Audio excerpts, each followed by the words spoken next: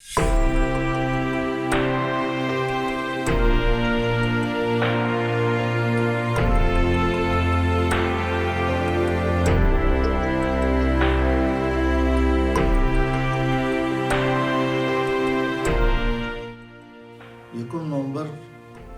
گلگت بلتستان کی تاریخ کا ایک اہم ترین دن ہے۔ 1 سال کی خونریز جنگ کے بعد گلگت بلتستان کا علاقہ آزاد ہوا۔ اس علاقے کے لوگوں نے اسلامی جذبے کے تحت پاکستان کے ساتھ الحاق کا اعلان کیا۔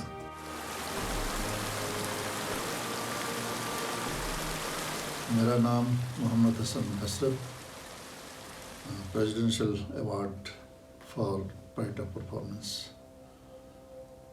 1 نومبر گلگت بلتستان کی تاریخ کا ایک اہم ترین دن ہے۔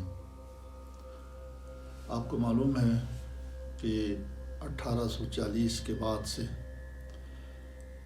مہاراجہ جموں کشمیر نے گلگت بلتستان پر قاصدانہ اپنا تسلط جمایا ہوا تھا۔ وقتاً فوقتاً اس علاقے کے لوگوں نے اس کے خلاف علم بغاوت بلند کیا، لیکن یہ تحریک پاکستان اور قیام پاکستان ہی کا فیضان تھا کہ 14 اگست 1947 کو جب پاکستان معرض وجود میں آیا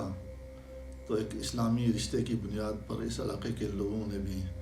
اپنے مستقبل کی منزل کا تعین کیا، اور تقسیم برصغیر کے فارمولے کے تحت جو 500 کچھ ریاستیں تھیں، یہ اس فارمولے کے تحت ان ریاستوں کے عوام سے پوچھ کے یہ فیصلہ کرنا تھا کہ پاکستان کے ساتھ رہنا ہے یا ہندوستان کے ساتھ۔ لیکن ریاست جموں و کشمیر کے متعلق العنان مہاراجہ ہری سنگھ نے عوام کی خواہشات کے خلاف 27 اکتوبر 1947 کو جب یہ اعلان کیا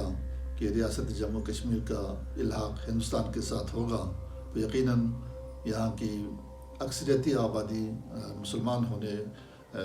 کے باعث اس علاقے کے لوگوں نے اس فیصلے کے خلاف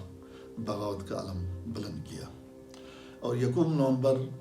1947 کو مہاراجہ جموں کشمیر کی طرف سے گلگت میں جو متعین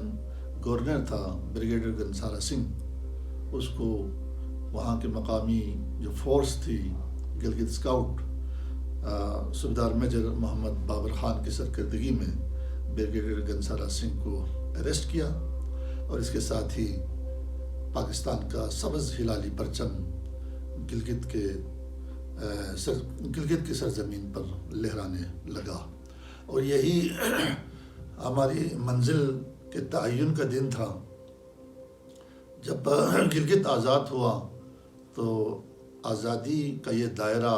وقتاً فوقتاً وسیع ہوتا گیا، اور پھر ایک خونریز جنگ کے بعد 1 سال کی خونریز جنگ کے بعد گلگت بلتستان کا علاقہ آزاد ہوا، اور 14 اگست 1948 کو بلتستان بھی آزاد ہوا، اور یوں اس علاقے کے لوگوں نے اسلامی جذبے کے تحت پاکستان کے ساتھ الحاق کا اعلان کیا۔ لیکن ہمیں افسوس کے ساتھ کہنا پڑتا ہے کہ کم و بیش 74 سال گزرنے کے بعد یہاں کے لوگوں کی جو جذبات ہے پاکستان کے ساتھ، اور یہاں کے لوگوں کے پاکستان کے ساتھ جو محبت و عقیدت ہے، اس کی خاطر خواہ پذیرائی نہیں ہوئی، اور اب تک پاکستان کے مین سٹریم میں اس علاقے کو شامل کرنے سے گریزاں ہیں۔ جو عاقبت نااندیش حکمران ہیں، ان کو سوچنے کی ضرورت ہے، فکر کرنے کی ضرورت ہے کہ گلگت بلتستان کو پاکستان کے مین سٹریم میں، پاکستان کے آئین میں شامل کر کے اس علاقے کے لوگوں نے جس جذبہ حریت کے ساتھ اور جس جذبہ حب الوطنی کے ساتھ اس علاقے کو آزاد کرایا تھا، اس کی پذیرائی کرتے ہوئے اور پاکستان کے آئین میں شامل کر کے پاکستان کی قومی اسمبلی اور سینٹ میں اس علاقے کے لوگوں کو نمائندگی دینے کی ضرورت ہے۔